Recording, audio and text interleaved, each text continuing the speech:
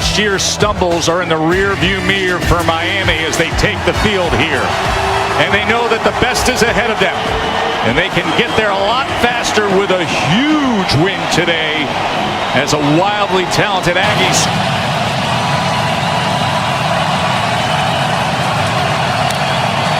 So after the block punt, Wigman out of the backfield is Daniels trying to get to the outside, and he does. And then upfield for a gain of 9. Rolled out by Kinchens. I want to continue that conversation a little bit with Noah Thomas, as here is Anais Smith.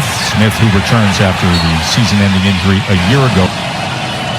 So first down at the 15. Daniels again hits the hole well, and with that pad leverage is able to get inside the 10 as he meets up with Kinchens. He wants to see more of what we saw in the last few minutes than what we saw at the beginning of this game. Daniels on 2nd and 3 as he takes it out nearly to midfield. So a good start to the second half. 2nd and 10. Here's safety pressure this time. Able to get it to the outside with a diving catch is made by the 6'6" Noah Thomas. It's only his first catch. That's a guy that needs to touch it more in this football game. They got to take advantage of their weapons to the outside. Miami bringing a lot of pressure, and they're forcing the ball out of the quarterback's hands very quickly. Massive improvement over what we saw from the Aggies last year. Last year they were trying to find the 5 on the field because they were dealing with so many injuries and never really had that cohesive gel.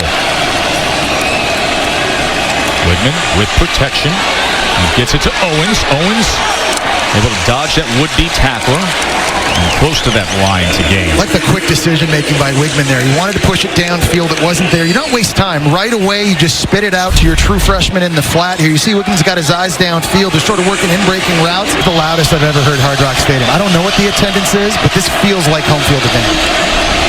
Wigman for the Aggies. Man goes down and it is picked off. That is Kinchens. And here he goes on the return.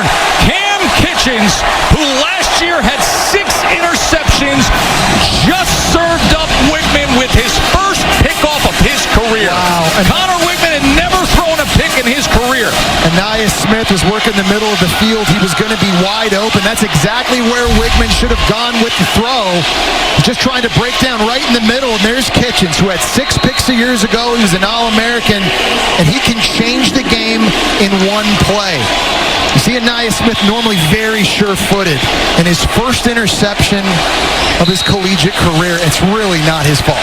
And by the way, the return puts it at the 22-yard line for the Canes. A big moment came when Smith returned the kickoff 98 yards after the Aggies had a field goal to cut it to 1. And here we are 31-20 in such a critical game in terms of early season momentum with 2 programs that feel very good about the changes that they have made.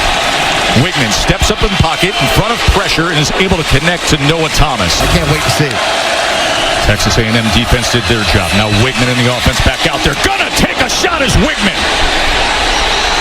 And that is incomplete as a flag comes in as Kinchens, who had the interception moments ago, went up trying to high point that ball.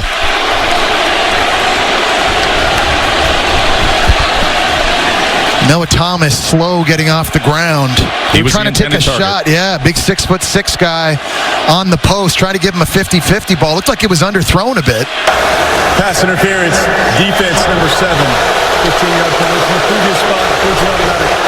So the UCF transfer Devontae Brown, he was in coverage and he was in good position, but he put his hands on his shoulder. You'll see it right here at the very end. See him just a little bit of a grab and pulls him down to the ground. Kinchens, that's a great job in range, able to get there.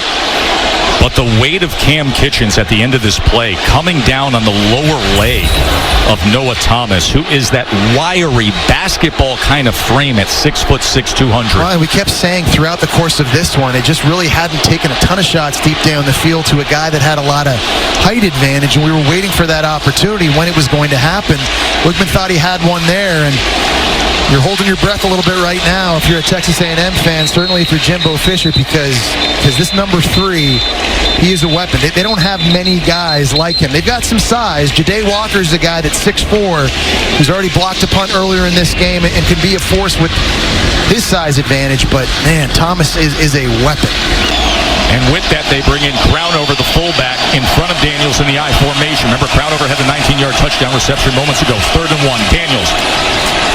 Ball is out! The ball is out! It's still loose! And Miami believes they had it.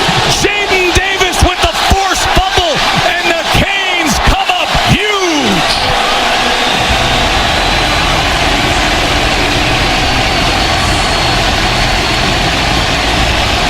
Great speed by Jaden Davis. The running back tried to bounce it to the outside, and this is a picture-perfect tackle, Joe. Helmet on the ball.